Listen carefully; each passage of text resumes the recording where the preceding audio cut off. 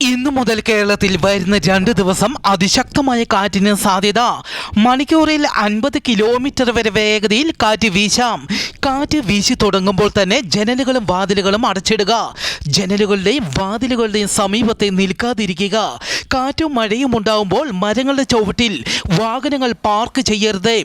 സംസ്ഥാനത്തെ അതിതീവ്ര മഴയ്ക്ക് സാധ്യതയുള്ളതിനാൽ കോഴിക്കോട്, കണ്ണൂർ, കാസർഗോഡ് ജില്ലകളിൽ റെഡ് അലർട്ട് തുടരുകയാണ്. മലപ്പുറം, വയനാട് ജില്ലകളിൽ ഓറഞ്ച് അലർട്ടും പ്രഖ്യാപിച്ചു.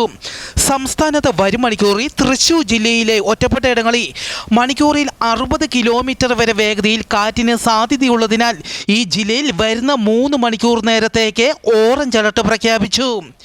കേരള, ലക്ഷദ്വീപ്, കർണാടക തീരങ്ങളിൽ മണിക്കൂറിൽ 60 കിലോമീറ്റർ വരെ വേഗതയിൽ കാറ്റിന് സാധ്യതയുള്ളതിനാൽ മത്സ്യത്തൊഴിലാളികൾ മത്സ്യബന്ധനത്തിന് പോകരുതെന്ന് അറിയിച്ചു.